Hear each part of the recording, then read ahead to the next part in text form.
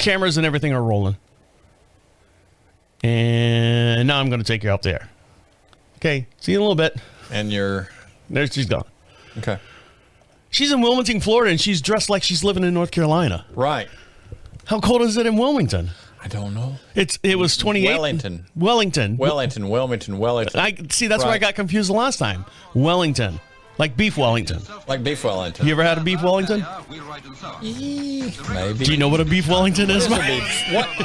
Tell me, what is a beef Wellington? You got to watch Hell's Kitchen to find out. I'm not telling you. It's a top secret or something. Okay. All right, here we go, Mike. Welcome back to Equine Dynamics with Mike Stine, Season 11, the award-winning #1 podcast to create sounder horses from the ground up.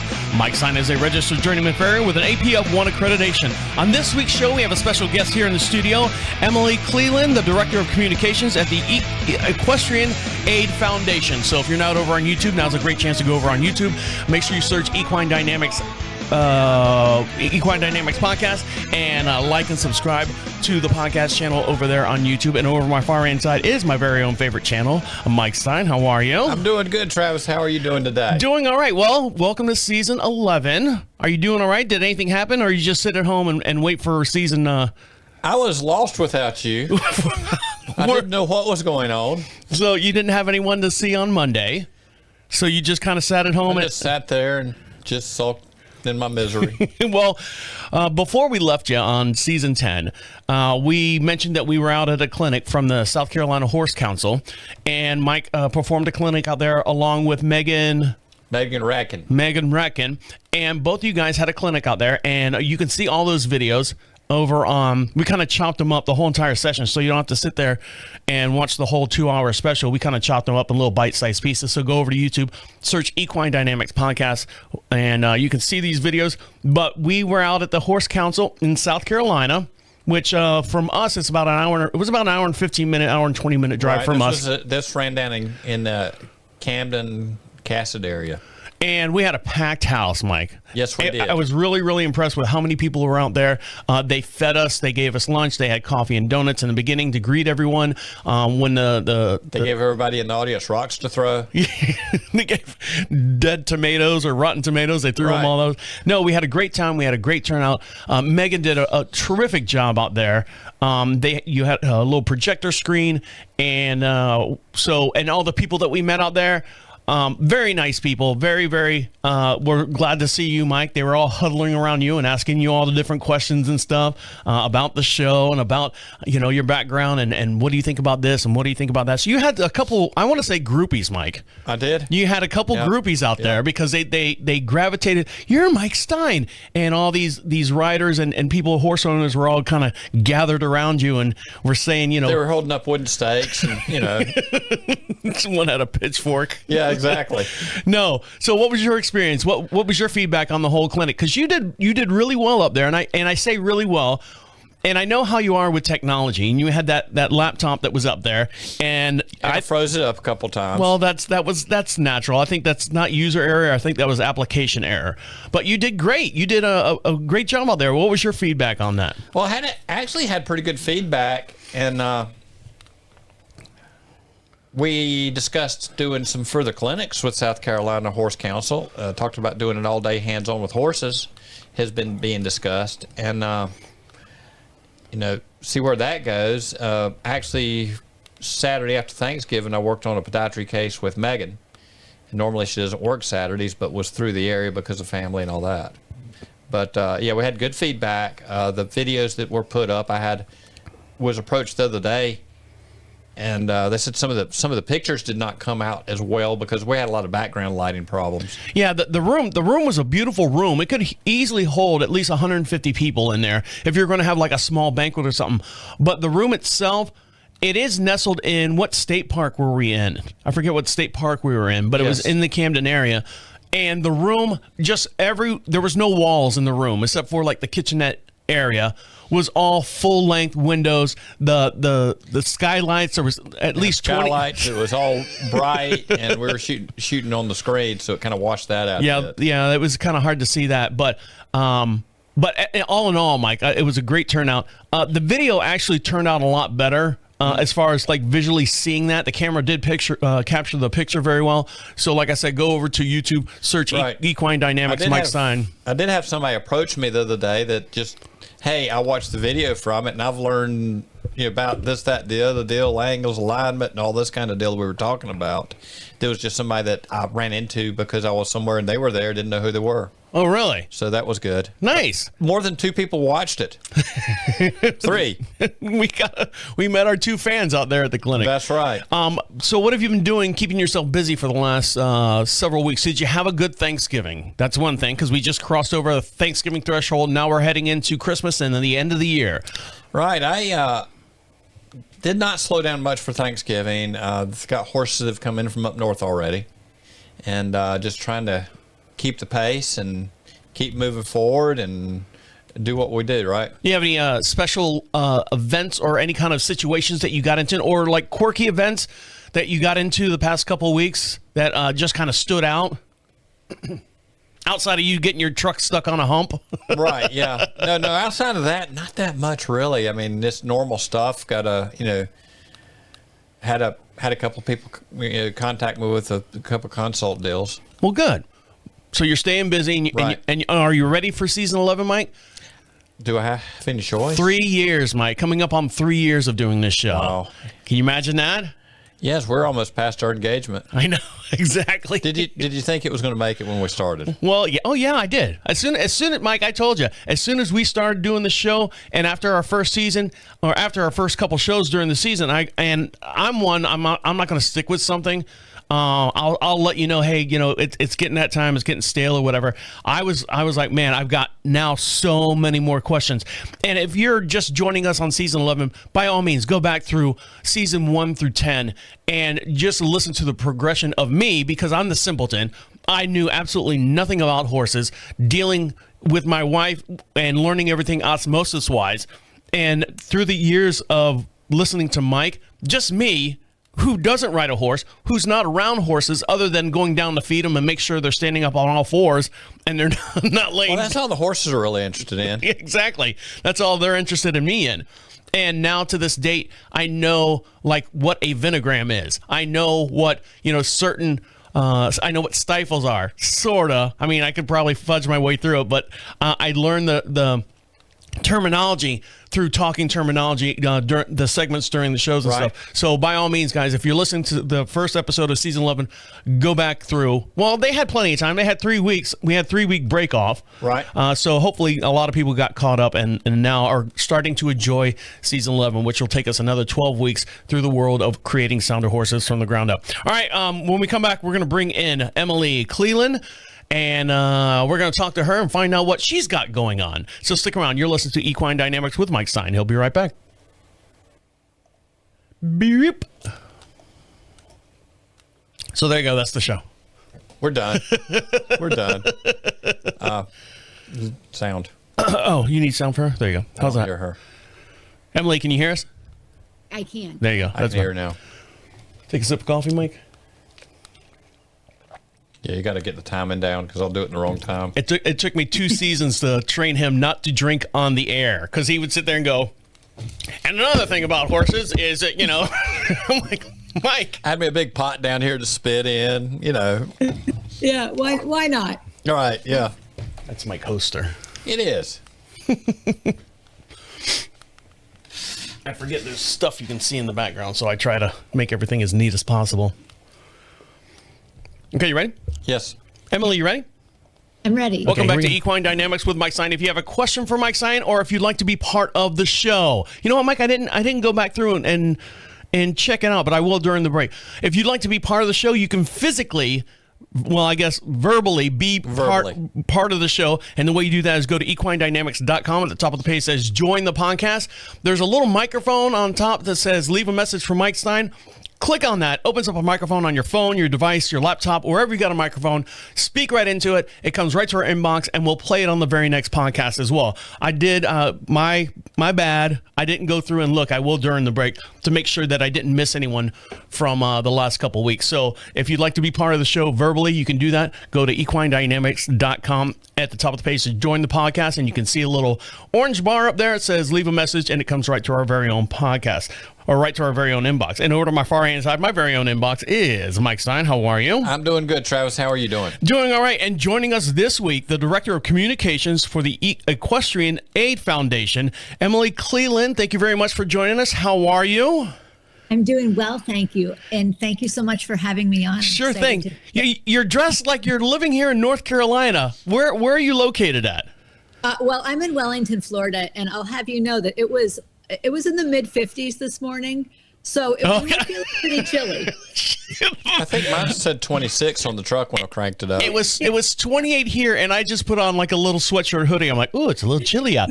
Emily's like going, it's 50 in Florida. She's got a parka on. She's got one of those Eskimo hats on her head. Got 3 heaters running around her. And the sad thing is, I'm a Pennsylvanian.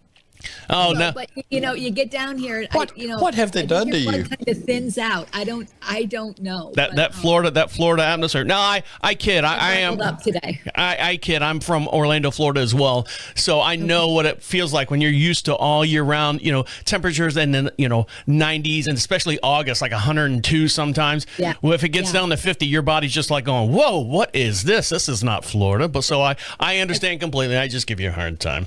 So you are Director of Communications at the Equestrian Aid Foundation. So tell us what actually all that means. Well, the Equestrian Aid Foundation is the best way to put it. Many people think that we are a horse rescue or in the business of, horse welfare, but we're not. We are a people rescue. We are here for horse people, members of the equestrian community who have been catastrophically ill or injured or affected by some type of, unforeseeable occurrence like a natural disaster. And for about 29 years now, what we've been doing is providing financial grants to help people ride out these times of hardship and hopefully get, back in the saddle, whatever that, whether it's literally back in the saddle or into the proverbial saddle of their occupation. So are you saying that you deal with people when you say you don't deal with horses, you deal with people, but you're talking about people that are in the equestrian world? Like I'm a trainer and this is my full-time position. I'm a vet and this is my full-time position, or a farrier or things of that nature. What about barn hands? Would they fall under that same category? Even though they're not riding, well, I guess some of them would ride and stuff. Let's say, I've got grooms and such thing. Yeah. Absolutely. We get a lot of applications from grooms. They're the ones that are, dealing with these big animals every day. There's a lot of ways a groom can get hurt, and we're here for them. We are here across the disciplines. You don't have to be a member of Equestrian Aid in order to, apply for a grant. You don't have to be a hunter jumper rider or dressage rider. You could be a colt starter somewhere. You could be a Western rider. You could be a pleasure rider. Our application guidelines are a little bit different for professionals and amateurs. We don't, have the resources to help amateurs quite as widely as we do professionals, and there's more information about that on our website. But our goal is just to be here to be a resource for the equestrian community during times of unforeseen crisis. See, now we were just dealing with, Mike and I were talking about last season, we were talking about Helene that came through, striking the Florida area, Milton coming through and kind of skipping across Florida and, heading up to the Tennessee, North Carolina border. And we were dealing with the South Carolina Horse Council. And they would give you, or we would give them information, like if they wanted to donate their time, their efforts and stuff to the actual horses. Mike, you had some clients that were vets. That were vets that were collecting medication, had other clients that were hauling loads of water and everything else. Water, hay, feed, and all that stuff. Right. But that is for the horse themselves. And that is still going on. People still need help. They need a lot of help up there. But, you're on the opposite end, which I just thought it was all incumbent together, where if you're helping the horses, technically you're helping the people as well. But that's not the case. The horses need vets. The horses need, the nutrients and stuff. But the people are still struggling, to keep them the lights on for the most part. when they're in these situations as far as like Helene and Milton. Dive into a little bit more. You were going to say something? Well, you're right that, we have, there's two arms of our mission, and the sort of the cornerstone program of our mission is medical crisis. We were founded in the mid 90s. It was actually, a group of friends, and it was sort of in the middle of the AIDS crisis, and they wanted to make an organized way to help members of the equestrian community who were living with AIDS and, needed a lifeline. And as medications changed and we, learned more, and our mission evolved, and that's how we came to help anybody who was, ill or injured, regardless of what their illness was. And so that's the mission that we've been doing for, 20 some odd years.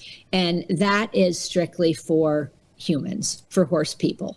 When we get into the second arm of our mission, which is disaster relief, then I don't want to say all bets are off, but as having lived through Helene, the lines between helping people and helping their horses become a little bit blurred, because I'm sure we would all agree 99% of horse owners are going to bleed themselves dry to take care of their horses. Right. Before they take care of themselves. So when we get into, disaster relief, when, the losses are just so horrific, we partner a lot with, other organizations, horse welfare organizations, to just, triage the situation and, get people and get their horses. Sometimes you help people by helping their horses. Sometimes you help horses by helping their people. And we just do what we can to work together. And now, do you work directly with people, or do you work indirectly with like an organization that is geared towards helping people? Is it like a two-step deal, or is it direct assistance? For our medical crisis grants, it's all direct assistance. We have an application process. Our website is www.equestrianaidfoundation.org. And there's, far more detail there for anyone who's listening and interested in checking that out. But there's an application process. My coworker, Jamie, is fantastic. She is our director of grant recipient services, and she is just an organizational genius, and she's compassionate beyond measure. And she gets these applications, processes them through our applicant review committee, communicates directly with the applicants to, get all their information in order. And then, we work out grants from there. And these grants are, we can't, when somebody is, out for a number of months because they're in chemotherapy, or because they've, fallen off and have a major injury, we can't give a grant that will maintain their entire lifestyle. But what we can do is, give them the funds to afford their essentials, whether it's paying their mortgage, or, paying for prescriptions, or, buying food, whatever it is when they're out of work, to help them through until they're, able to go back to work. Well, go ahead. No. Oh, okay. So I'm going to take a quick little break, because I want to dive a little bit more deeper into this, Mike. Right. Because I have a lot of questions, just because of the way my mind works, and I know horse people can do no wrong, and I understand that. But in my mind, I want to play devil's advocate here and just ask a couple questions. So stick around. I'm going to ask those questions to Emily Cleland when we come back. So stick around. You're listening to Equine Dynamics with Mike Stine. We'll be right back. Perfect. We're doing okay? Oh, yeah. We're wonderful. You're doing good. Doing good. And when I say devil's advocate, I'm not going to do anything horrible, so don't worry. But Yes, he is. Yes, he is. No, well, not that you know of, Mike. This is where it gets fun, huh? Yeah. Okay. Mike, you doing all right? I'm doing good. And speak up anytime you want, Mike. Dive in. Mike, actually, when we have guests on, Mike tends to sit back and watch the show more than do the show. No. Okay, so when the devil's advocate jumps in, Mike, I'm counting on you to back me up here. Yes. Okay. All right, so there you go. All right, you ready, Mike? Yes, go. Emily, you ready? Yes. Here we go. Right. Welcome back to Equine Dynamics with Mike Stine. Don't forget, if you'd like something for free, what do you want? Nothing. Go. Okay. Go. Sorry, I'm just Welcome back to Equine. making sure my parts move. Welcome back to Equine Dynamics with Mike Stine. If you want something for free, we can get that to you. The way you can do that is go to equinedynamics.com. At the top of the page, there's a little section that says Contact Us. If you don't want to go on the air and leave a voice message, some people say, I don't like my voice. I don't like your voice either. Not my voice, their personal voice. You can actually type in a message, a question, or anything like that to Mike Stine over on equinedynamics.com. But put a physical address in there, like a mailing address, and we'll send you out some of our Thanksgiving stickers that we have left over. And we got some brand new Christmas ones coming in. Right. So you can get those as well. And my very own Christmas special on my right-hand side is Mike Stine. How are you? I'm doing good. We're talking with the Equestrian Aid Foundation people, and they've helped out a number of farriers. And that's part of my deal with the IPF is farriers that are in trouble. And joining us this week on the show is Emily Cleland, the Director of Communications for the Equestrian Aid Foundation. Thank you very much for joining us. Thanks for inviting me. So Mike, you were saying that that you work with farriers in need and stuff. Part of my board seat with IAPF is for the injured, like farriers that are injured, farriers that are having problems, and we've referred a few people to the Equestrian Aid Foundation that are going to be out long term. Most of the time, a farrier will get up and get going as quick as possible, a lot quicker than the doctor ever says. Well, that's where I was kind of leaning with my devil's advocate thing. I know, let's say a farrier, a horse kicks a farrier, he's down, broke a leg, broke a hip, fell, he's bruised in somewhere he can't perform for, let's say, a couple weeks. Like you said, the doctor says stay out for 8 weeks, and in 8 or 10 days you're working with cracked ribs or whatever. Exactly. Can't breathe, but you're getting it done, right? Right. And then you said you've sent some people over to the Equestrian Aid Foundation for like long-term support. Yeah. And now, Emily, have you seen some of those farriers come across your desk? I've got to tell you, we have seen so many farriers this year. I mean, and farriers, like, they don't just get like a little bit hurt or a little bit sick. It's, I mean, they get banged up. So Mike, whether those are coming from you or whether it's just been a really tough year for farriers, I don't know. But it seems like farriers and braiders have been two occupations that we've seen a lot of this year.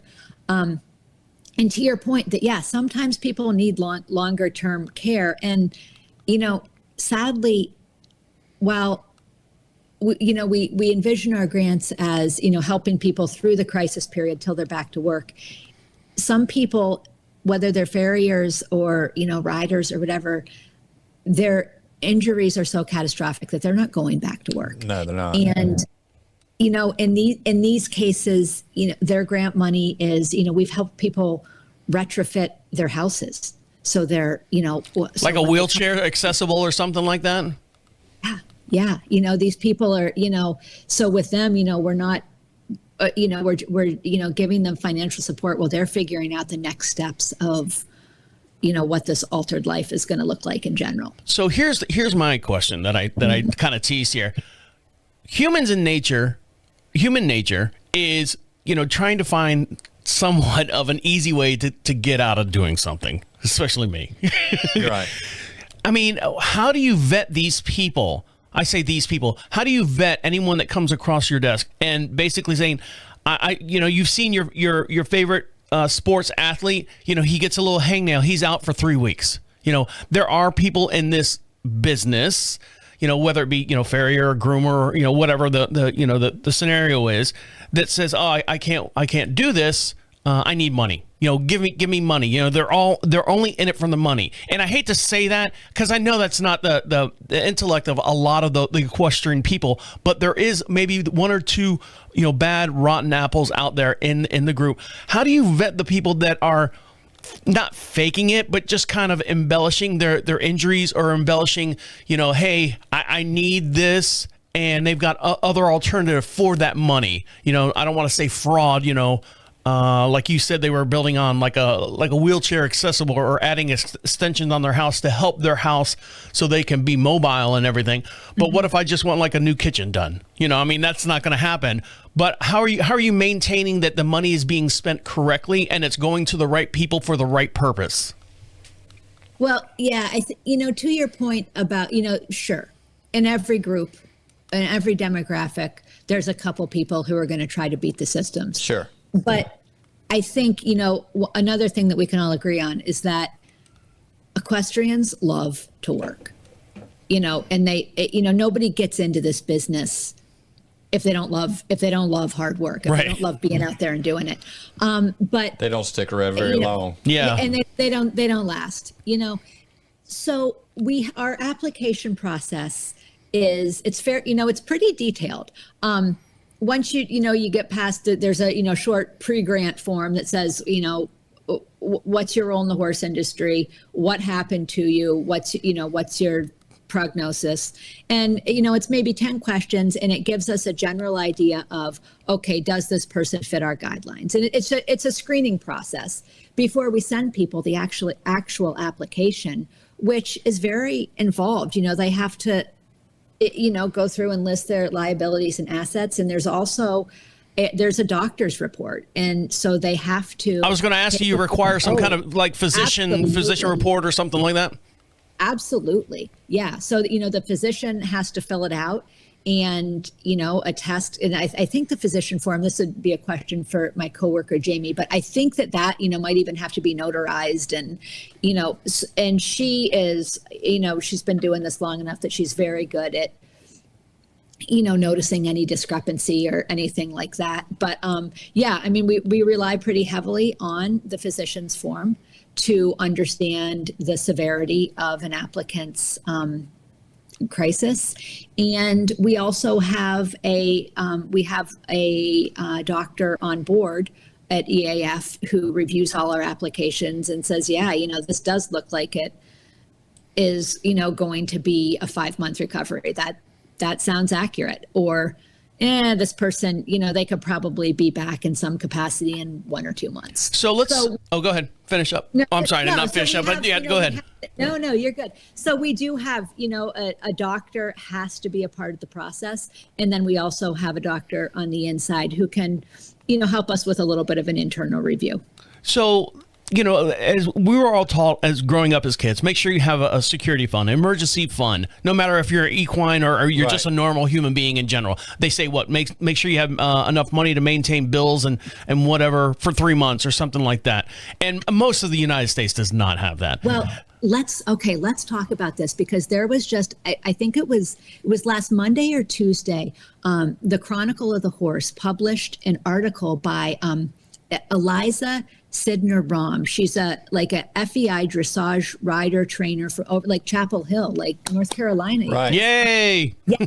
Yes. So, but I mean, it's an absolutely fascinating study. And I posted it to our Facebook page last week. So, anybody who's listening, go, we're Equestrian Aid Foundation on Facebook, go check that out and read it in its entirety. But what she did was she sent out a survey and got 1,500 responses from equestrian professionals. So, barn managers, trainers, riders, people who make their living in the equestrian community, to ask them kind of those questions that you're talking about, Travis.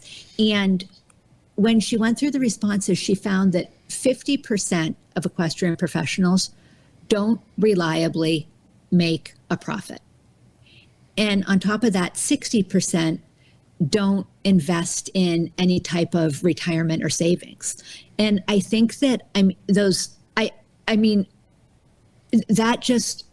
stats and her whole piece just so informs the necessity of EAF's mission, because we tend to think, people who have horses are, they're rich, wealthy, yeah. But it's the majority of trainers, even at the very top levels, they're hardworking and they're working 6 to 7 days a week, and they are not raking in obscene amounts of cash. They're living hand to mouth because this is what they love to do. Well, the farrier business has gotten a lot more that way with inflation and everything, because I go in the shop, I'll get a small box I can carry out in one piece. I've dropped $500 to $700.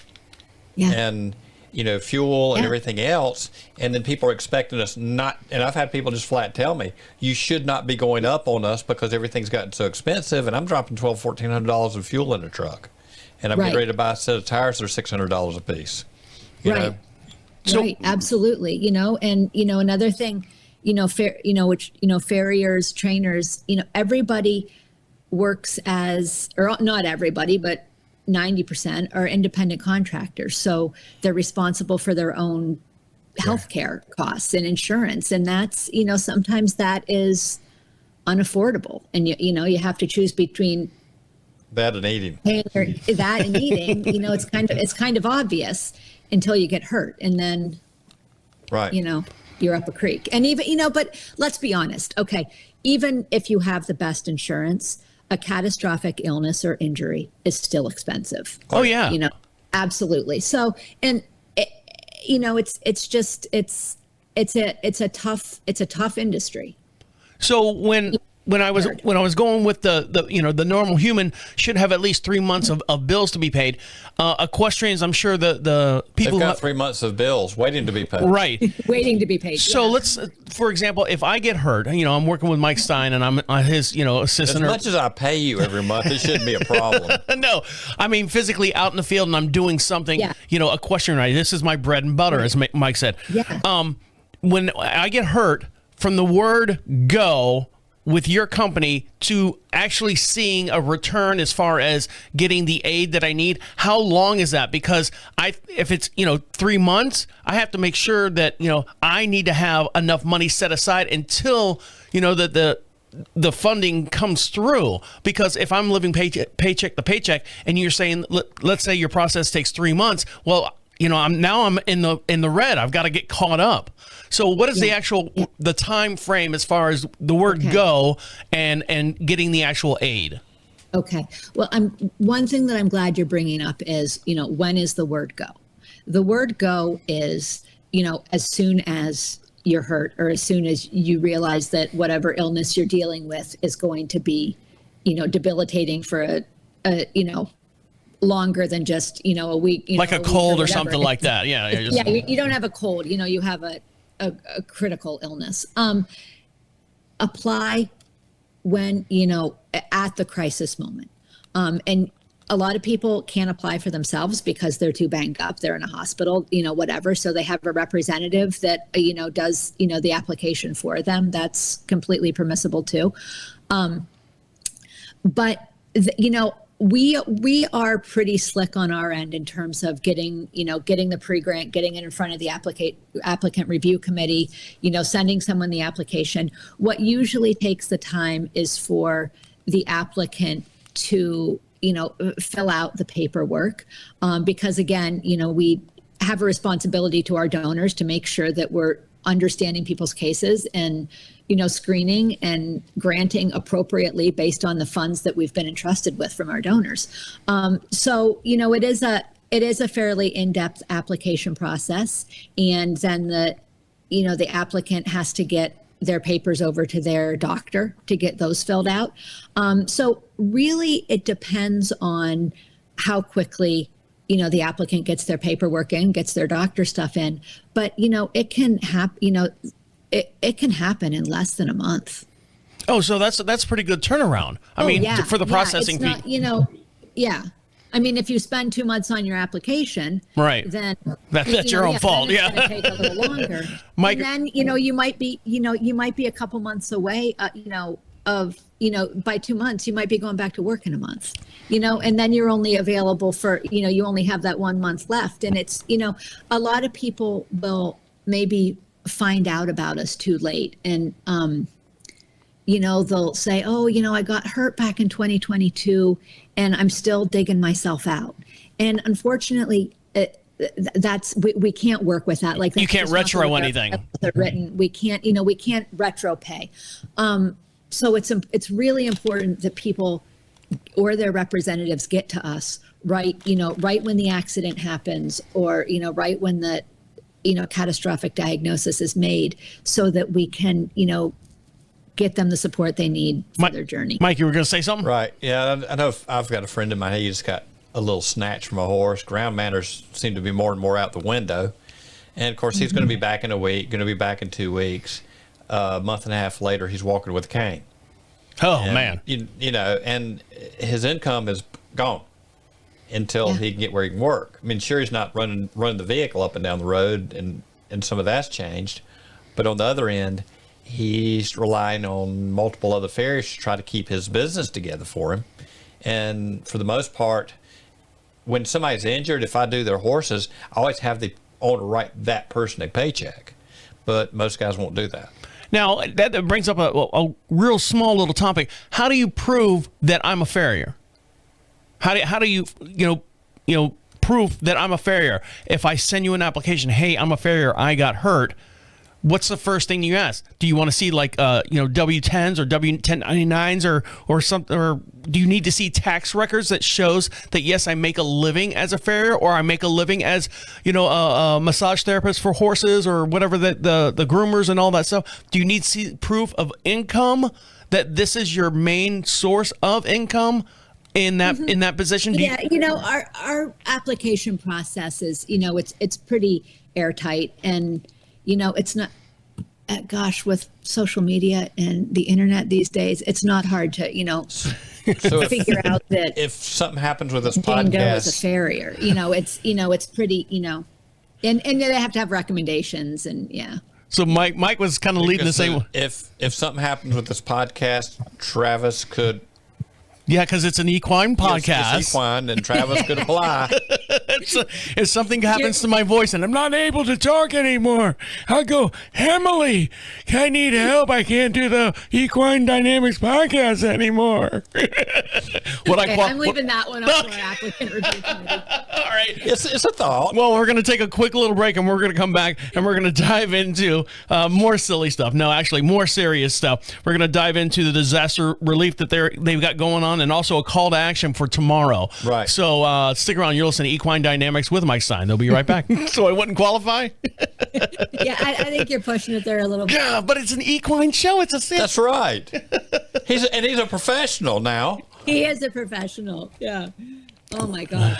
Yeah, the timing on that article in the Chronicle, it's fascinating about the lack of safety net that professionals in our industry have. Yeah, most farriers have not, that I've talked to.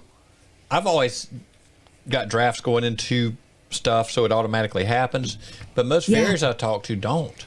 And a lot of them don't have adequate insurance, and a lot of them now, and they're like, why do you work 6 and 7 days a week? So I can put something back, because by the time it's done, there's not enough there. Absolutely. Yeah. And, another thing that she brought up in her article was that a lot of professionals, they don't have a retirement fund, but they say, I have equity in my farm. My farm is my retirement fund. I'll sell it. And then. Or pull money out of it. Yeah. Yeah. And then you think okay, so look at these people in Western North Carolina whose, farms are now just obliterated. Yeah. Or even in Wellington, we had, with hurricane, or no, which one was it? Milton. We had like an F3 tornado come through Wellington, which is like unheard of. Right. And went right down a farm community and wiped out a bunch of professional, like hardworking professional, not rich and famous, just hardworking professional farms. Right before circuit, and those people are scrambling to rebuild for their, to make their money. Right. But this is a podcast, so everything will be up. Everything will be up and ready for today. So whoever listens to it today, of course, can take advantage of tomorrow. But the podcast will live in infamy. So 2 weeks from now. Talk about the season of giving. Okay. So if you want to talk about, of course, tomorrow, the thing going on for tomorrow, and also anything else, like future stuff. So we'll talk about our 5K. Okay, so you can do all that. Are you a runner, Travis? Am I a runner? Believe it or not, Mike, okay. I walk. I do a 4-mile walk every morning. Like as soon as I'm done with here, I'll put on my walking shoes. But 8:00 every morning, I walk 4 miles. So as far as running, my years of playing basketball in college and stuff, I can't run on concrete anymore. So. Yeah, my pro sports. Lucky for you, this is a walk run. My pro sports career kind of ended my running. And you do it every day, so I'm counting on you to sign up. Okay. Do I have to walk down to Wilmington? Yes. No, you can do it virtually. And you know what? We won't talk about Okay, we vet our medical crisis grants. We don't vet our 5K people. So yeah, you could walk 4 miles. You could sit on your couch and watch a movie marathon. Right. And use one of those little pedal things that old people use. That would count, right? As long as it's a marathon. Yeah, absolutely. Yeah, you can go on a trail ride. So if I watched Lonesome Dove, that would be several of them. You and that damn Lonesome Dove. Yeah, absolutely. All right, we're going to come back. Welcome back to Equine Dynamics with Mike Stine. Make sure you follow him over on Facebook. That's Equine Dynamics Mike Stine. Make sure you give him a like and subscribe over there. He always posts a bunch of different articles up there, furthering your education for the equine world. And he doesn't like post pictures of his turkey dinner or anything like that. He does put some serious information up there as far as like the alignment of a horse. You can also see all the clinics videos that from this past November 9th that we did with the South Carolina Horse Council. You can see those over on YouTube. Search Equine Dynamics Mike Stine over on YouTube and give him a little subscribe over there. And my very own turkey dinner on my right hand side is Mike Stine. How are you? I'm doing good, Travis. How are you doing? Doing well. And joining us this week, we have Emily Cleland, the Director of Communications for the Equestrian Aid Foundation, joining us all the way from Florida. How are you? I'm doing well, thank you. So one question I did want to ask is you were talking about like funding and stuff. Where does the money actually come from? Do you do like not charity runs or charity like events? Do you do anything as far as like chili cook-off and that's where all your funding come in? Or do you have like outside donors, outside interest? Where does the financial money come from since you are, I assume, a nonprofit organization? Where does the funding come from? How do you get your finances to help all these people in need? We get our finances from, just the generosity of the equestrian community, people who understand our mission and how critical it is to this little niche of, the United States society. The equestrian community has always been so good at taking care of its own. I think Western North Carolina is, testament to that. But that's the spirit of the equestrian community. So we are dependent on our donors, and sometimes those are foundations. Very frequently, it's individuals. So there's not like an outside source. You have equestrian people helping equestrian people for the most part. Yeah. We're not, we're not really like eligible for, government grants or anything like that. Could you if you were a certain size? Is it a size or a membership or anything like that would qualify you for federal grants? I think it's just, the kind of the niche of what we do. I mean, it's hard to understand the horse world from outside. I think a good case in point here was we were working through our disaster relief fund with a farm owner that was affected by Helene, catastrophically affected. I mean, their whole water source for their farm that had been there for hundreds of years was gone.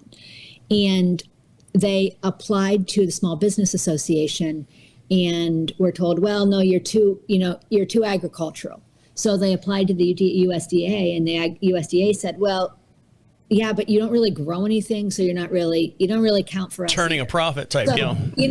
So we're just sort of in this, in this gray space. And so, and I think that's what we find in terms of funding too. So, at this point, and we're also, we're very small. We run, we don't have, as you can see, I'm working out of my home, and me too. We all are, yeah. But and the other member of our staff works out of her home as well. Our board, we have a satellite board there. Some are right here in Wellington, but most of them are, spread out over the United States, and so we don't have, we're not really big enough to.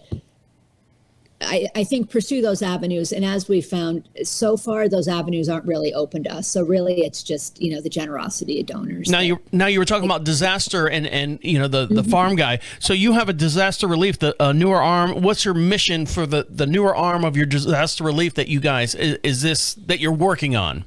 Yes. Okay. So the trajectory of EAF has always been, what does the equestrian community need, and okay, how can we do it? How can we fulfill that need? And so as we got into around 2018, and it just became so much more evident that climate events were becoming more frequent and more severe, and that their effect on equestrians was so devastating. It's not evacuating, your family and your dog. It's you have a barn full of horses. What do you do? What do you do in times of a disaster? And so in 2018, we opened our disaster relief fund to help equestrians and equestrian communities through natural disasters. The program itself is, it's the younger arm of our mission. So, it's a work in progress, but a lot of what we do is in partnership with other organizations that have been, doing this longer and are helping horses and horse owners in times of crisis. Most frequently, we work with the Fleet of Angels. Elaine Nash is a force of nature herself, and just has connections all over the country and really knows how to get help into places that need it. So she's another nonprofit. So frequently we will donate to another nonprofit to assist in their work of helping the equestrian community. We've worked with several nonprofits out in California during fires. Fleet of Angels is a frequent partner. Brook USA during the Texas wildfires. We worked with them. Currently, we've entrusted a sizable grant to Mary Adams at Red Bell Run, who is orchestrating the Fleet of Angels supply bank out of I think Columbus, North Carolina. She's when you can find someone who's boots on the ground, that's the best way to get people what they need. And right. So, we're working with, Mary and again, Elaine at Fleet of Angels on this one to, in addition to some individual grants to people as well. So me here on our property, we have, 22 some odd acres here. We do have a very good sized barn, just an 8-stall barn, very modest barn. Like I told you prior to the beginning of the show, we have 3 horses here. Unfortunately, we've lost one, but we do have, horses here. We have horses off property. Now, in order for me to have this property with the outbuildings and everything like that, I physically have to have insurance on them because it is financed through a bank or something like that. They want you to have some kind of insurance on it. What's the difference between me filing a claim with my insurance company to take care of, let's say, like a fire comes through and I lose my barn, or a snowstorm comes through and the barn roof falls in, or, I lose a certain, whatever the case is, I lose something. Isn't most of that technically covered under insurance? And where do you pick up where insurance drops off, or is it kind of a gray area where the two of you overlap as far as like in a disaster? Well, I think that,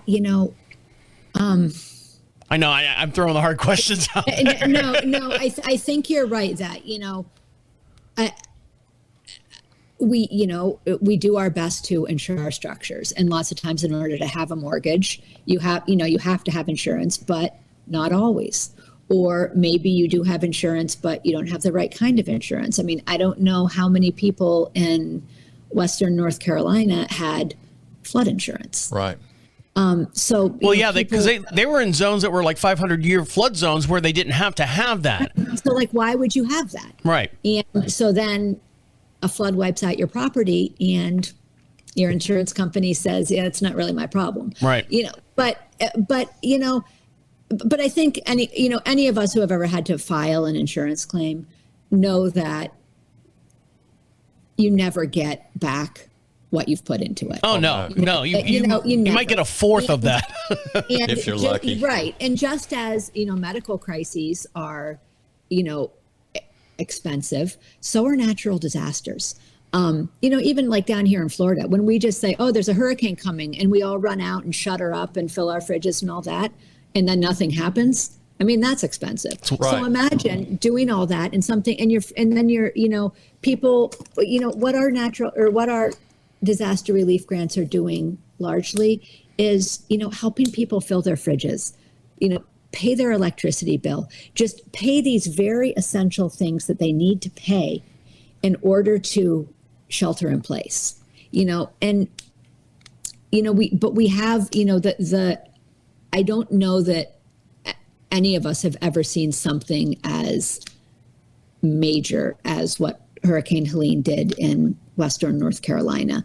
But, in these situations, we're helping people with their roofs, with their, rebuilding roads, rebuilding, bridges. It's just, people need money. Insurance takes forever.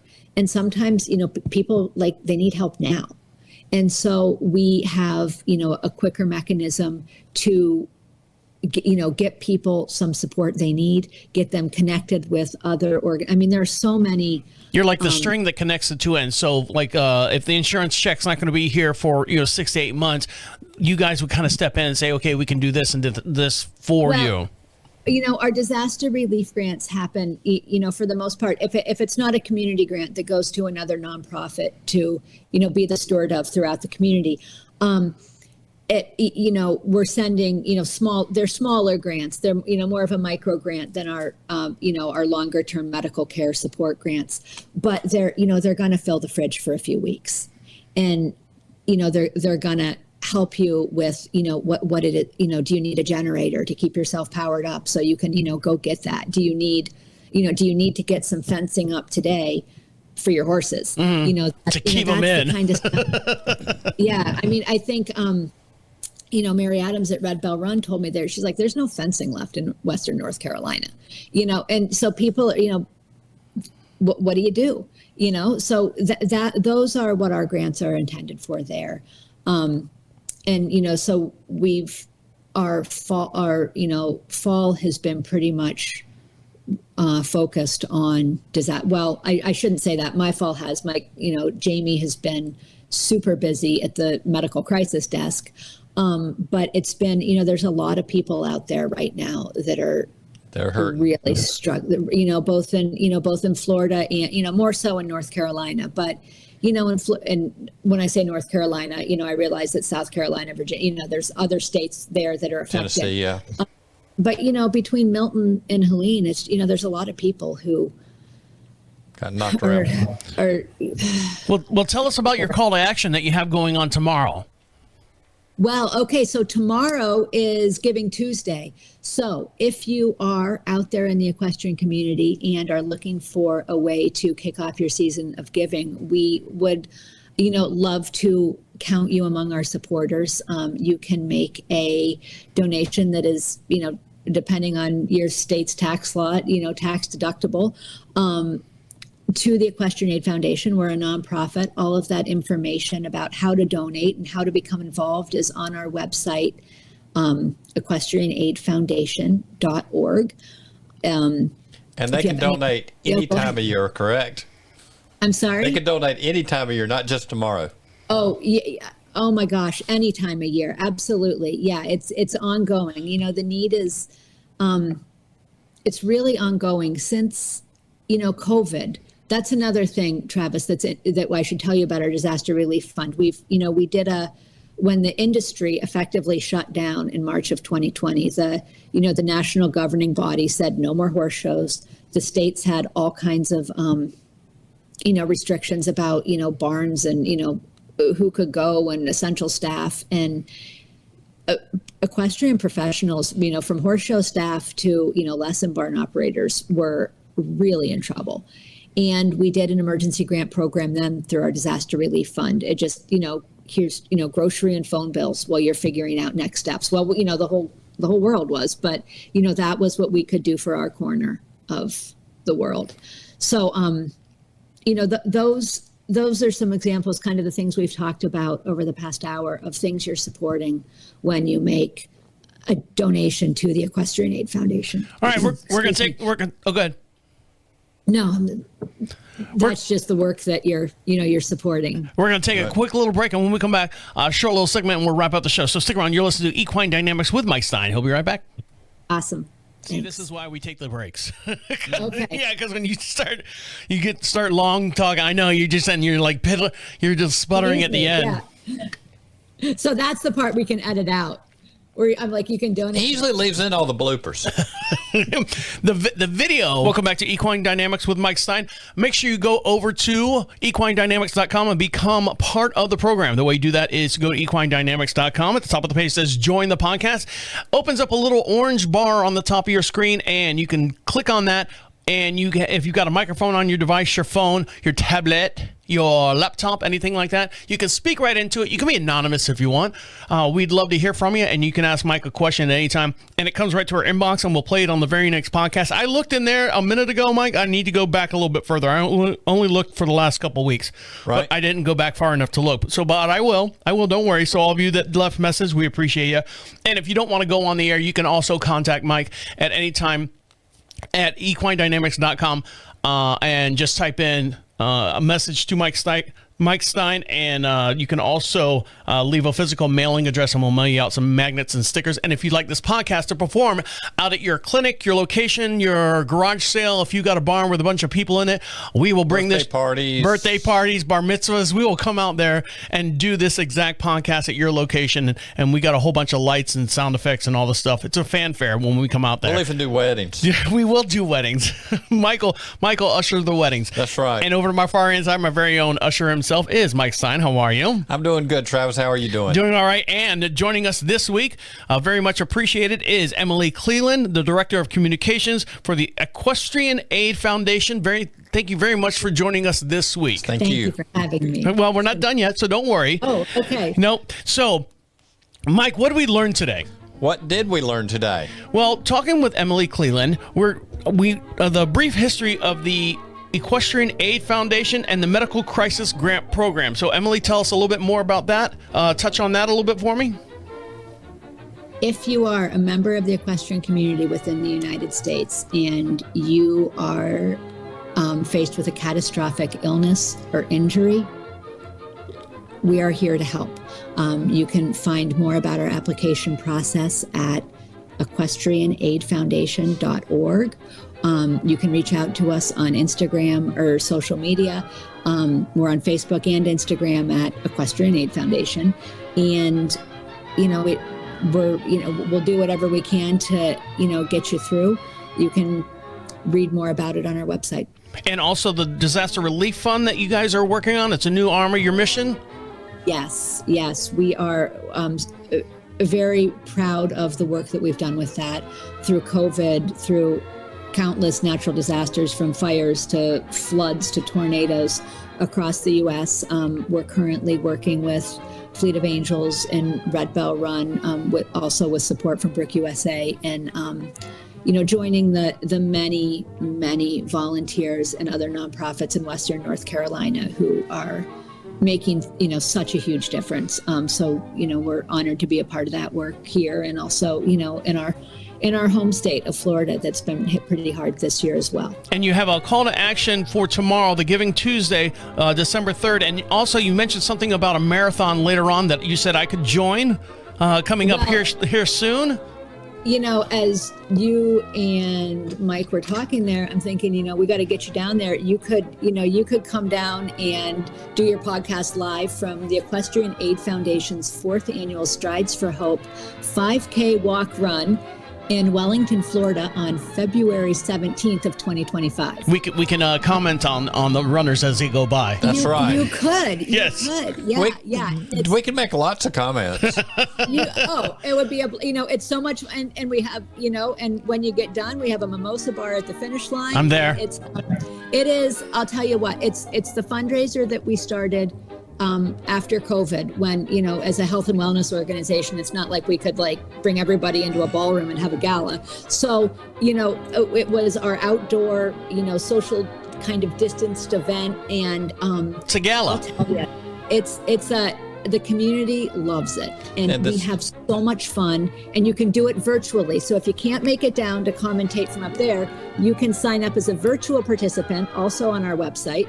And you can run your 5K in North Carolina, but there's no mimosas if I'm running it by myself. What's that? I'll make you one. I said there's no mimosas if I'm running it by myself. Well, we'll mail you a T-shirt and a medal. We will not mail you the mimosa. You're on your own. Oh, I gotta make Make my own there. Yeah. And But no, that's a super fun way to be a part of our mission. And you can do it as an individual. You can do it as a team. You can walk. You can run. You can go on a trail ride. You can if you're virtual, you can watch a movie marathon. And we're not gonna police any kind of marathon will do. We'll still send you the medal. But it's just a way to be a part of the community, in whatever corner of the horse world. And one more time, another round of where can everyone find you, your website and Facebook page and all that stuff. Website. Phone numbers, emails, and all that. Equestrianaidfoundation.org. Our phone number's on the website. It will go to our automated answering service, and we'll call you back. You can email me directly at Emily, EMILY, at equestrianaid.org, and I will get back to you and answer any questions I can. You can find us on social media at Facebook and Instagram at Equestrian Aid Foundation. We would love for you to follow us and just keep up with what we're doing. And you can communicate with us via, direct messaging there as well. And if you need aid, you can also go to Equestrian Foundation, equestrianaidfoundation.org/apply-for-aid as well if you need aid. The people up there in North Carolina and stuff, and some of the people in Florida. Mike, you have anything to add? And we need to thank them for all they have done for so many. And it's time for the horse world to step up and show that thanks, because we've all got friends that have been through stuff. We've been through stuff, and there's so much they can do, but we got to have backing for it. Well, we'd like to thank Emily Cleland, Director of Communications for the Equestrian Aid Foundation, for joining us this week on Equine Dynamics Season 11, Episode 1. So we kicked it off with a blast, so thank you very much for joining us, Emily. Thank you so much for having me. This was a lot of fun. On behalf of Mike Stine over there. Have a good day. Have fun with your ponies and support Equestrian Aid. My name is Travis, saying see you next week. All right, there you go. Okay. You did. You're like a pro. Yeah, you've been doing it for years. All of the doggies are in the corral. All of your work is done. That's Travis's job. Well, my main Just job, like close your I eyes said, in the audio and portion, dream because we record will pass. video and audio, which goes straight to YouTube. When I edit it up and add effects and transitions and stuff, the physical audio is recorded separately because that has to go up to a server. And what I do is I try to trim that down so it's a nice, neat format. There's not a whole lot of Sounds good. stuttering. Right. Thank you, Emily. Okay. Thank you. Bye-bye. Bye-bye. Bye.